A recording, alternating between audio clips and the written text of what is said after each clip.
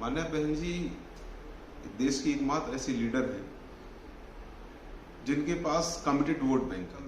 कल अहमदनगर की ओर गया था तो बड़ी बड़ी होर्डिंग, बड़ी बड़ी पोस्टर्स मैंने देखे। तो देखिए क्या है, मान्या बहन जी इन दलों को एक संज्ञा देती हैं कि ये बरसाती मेढक हैं और ये बरसाती मेढक जब आते हैं जब बरसात आती है, और ये बरसाती मेढक पोखरों से, तालाब से निकल कर ये टर टर करने का काम करेंगे। जब बरसात खत्म हो जाएगी तो फिर ये पुनः अपने पोखर, तालाब और नालियों में जाने का काम करते हैं। तो इनका कोई असर तो नहीं है। Please follow, like, share, comment and subscribe the Samyak Kranti channel.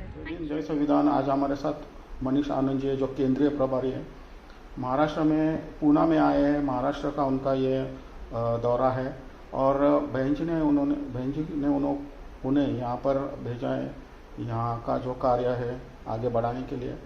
और यहाँ पर आने के बाद हम लोग जानते हैं कि सर क्या कहेंगे, आप यहाँ पर आए तो क्या उद्देश्य है यहाँ पर आने का? सबसे पहले तो सम्यक क्रांति के जितने भी दर्शक हैं मेरा सादर जय हिंद।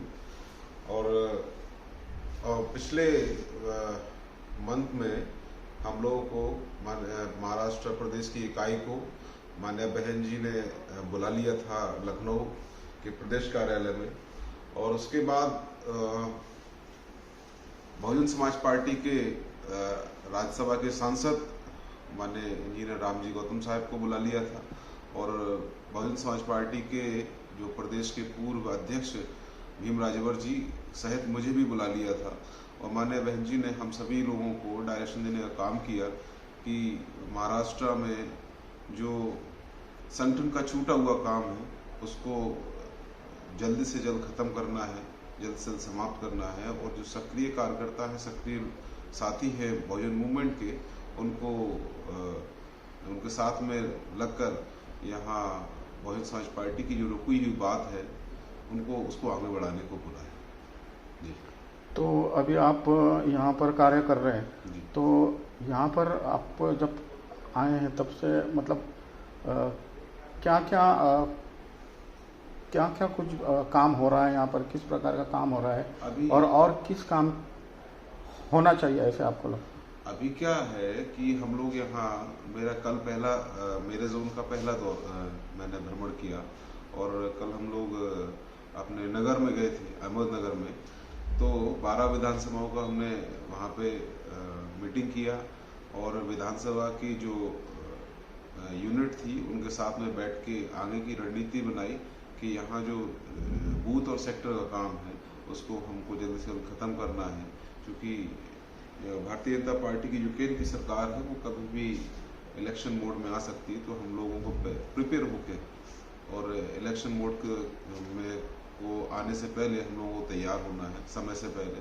और यहाँ बहुजन समाज पार्टी की जो रुकी हुई बात है और जो अभी तक यहाँ बहुजन समाज पार्टी का खाता नहीं खुला है, उस खाते को खोलकर माननीय बहन जी की झोली में यहाँ से आमदार और खासदार उनकी झोली में डालने का काम करना है।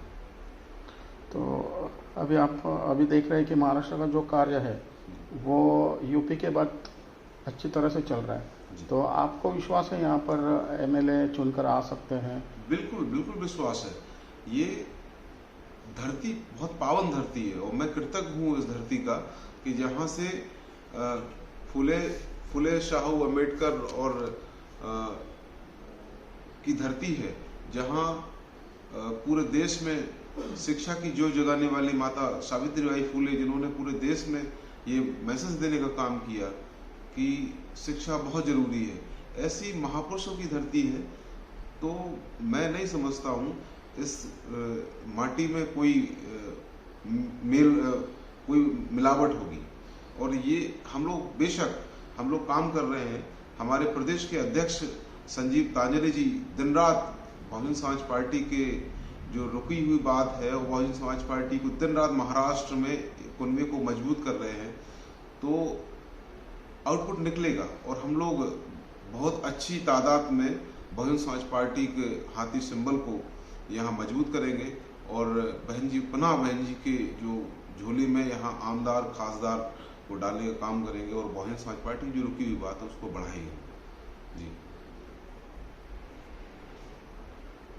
अब यहाँ पर महाराष्ट्र में आपने देखा कि जो तेलंगाना की पार्टी है BRS, यहाँ पर बहुत ट्राई कर रही है आने के लिए, यहाँ पर काम करने के लिए।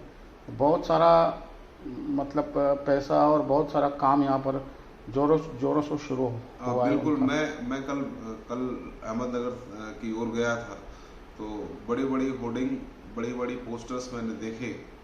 तो देखिए क्या है, माननीय बहन जी इन दलों को एक संज्ञा देती है कि ये बरसाती मेढक है, और ये बरसाती मेढक जब आते हैं जब बरसात आती है, और ये बरसाती मेढक पोखरों से, तालाब से निकल कर ये टर करने का काम करेंगे।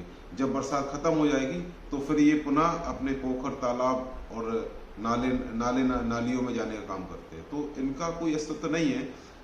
इनको वो लोग चला रहे हैं जो इस देश की फिरका परस्त ताकते हैं। तो हमें ऐसे लोगों से सावधान और सतर्क रहना है, जो हमारे बीच में आएंगे और हमारे बीच में, हमारे लोगों के बीच में बैठेंगे और हमारे जैसी बात करेंगे, लेकिन उनकी हक और हकूक की बात नहीं करेंगे। तो इसलिए माननीय बहन जी उनको बरसाती मेढक बोलती है। आप देख रहे हैं कि बार बार मीडिया बहन जी के बारे में गलत बातें उठाती है। कभी भी आप देखते हैं तो BSP या बहुजन के लोगों को वो प्रताड़ने का काम मीडिया कर रही है। तो आप क्या कहेंगे मीडिया के बारे में, और हमारी जो सोशल मीडिया है जैसे कि नेशनल दस्तक, आवाज़ इंडिया, जो भी सोशल माध्यम में आई, तो आपको क्या लगता है मेन स्ट्रीम मीडिया के बारे में और सोशल मीडिया? देखिए, मेन स्ट्रीम मीडिया तो हमारी तब से नहीं है जब से माननीय कांशीराम साहब इस कारवां को आगे बढ़ा रहे थे।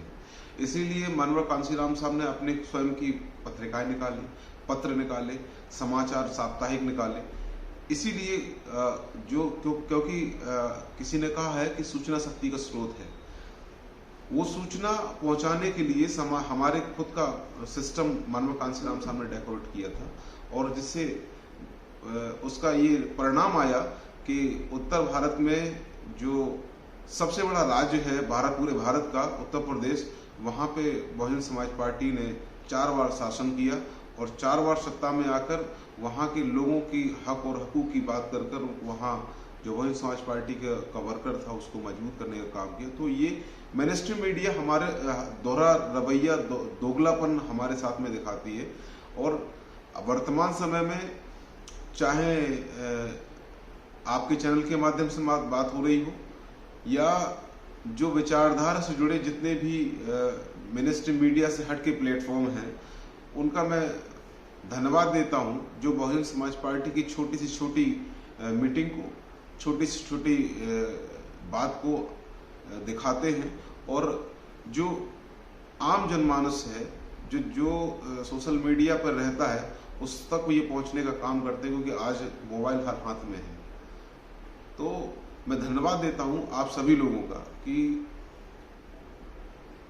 जो कम संसाधन में बहुजन मीडिया का काम कर रहे हैं, और साथ ही ऐसे लोग, उनको सल्यूट है, उनको जय भीम है कि वो अपना अच्छे से अच्छा एफर्ट दे रहे हैं। बस मुस्लिम वोट के बारे में क्या कहेंगे? मुस्लिम वोट हमेशा किसी और तरफ झुकाव होता है, तो आपको क्या लगता है कि मुस्लिम वोट बहुजन समाज के? जी बिल्कुल, आपने बहुत अच्छा प्रश्न किया। माननीय बहन जी देश की एकमात्र ऐसी लीडर है जिनके पास कमिटेड वोट बैंक है ना। और अभी इसका ताजा उदाहरण मैं आपको बता देता हूँ कि उत्तर प्रदेश का जो असेंबली इलेक्शन हुआ, मेन स्ट्रीम मीडिया ने ऐसा माहौल क्रिएट कर दिया कि वहां इलेक्शन बीजेपी और समाजवादी पार्टी के बीच में कर दिया, और बहुजन समाज पार्टी को दरकिनार कर दिया। लेकिन बहुजन समाज पार्टी के वर्करों को धन्यवाद देता हूं कि जिन्होंने ऐसी विषम परिस्थितियों में भी, और बहन जी को मैं सरमोहर करता हूं कि ऐसी विषम परिस्थितियों में भी 13.88 वोट 88% वोट हमारा जो वोट शेयर है वो कमिटेड है। और इस बात को मुस्लिम समाज समझ गया है। मुस्लिम समाज ने एकजुट होकर भारतीय जनता पार्टी के विरोध में समाजवादी पार्टी को वोट देने का काम किया, लेकिन जब रिजल्ट आया तो मुस्लिम समाज ने जो वोट दिया था उसके अनुरूप न आकर उसके विपरीत आया। तो मुस्लिम समाज इस देश में समझ गया, अल्पसंख्यक समाज समझ गया कि जिसके पास 6% वोट शेयर है उसको हमने 18% वोट शेयर दे दिया, तो जो उनकी बात नहीं बन पाई। लेकिन 13% वोट बहुजन समाज पार्टी के पास है। अगर हम 18% दे देंगे तो हमारे हक और हकूक की लड़ाई बहुजन समाज पार्टी अच्छी मजबूती से लड़ लेगी। तो आज देश में माहौल है, माननीय बहन जी की ओर आशा भरी निगाहों से पूरा देश देख रहा है। और आने वाले समय में जब असेंबली का यहाँ इलेक्शन होगा, आम जनरल इलेक्शन होगा, पार्लियामेंट का जो जनरल इलेक्शन होगा, वहाँ चाहे महाराष्ट्र हो, वहाँ मुस्लिम समाज माननीय बहन जी को मजबूत करने का काम करेगा और हम लोग यहाँ अच्छा रिजल्ट लेके आए।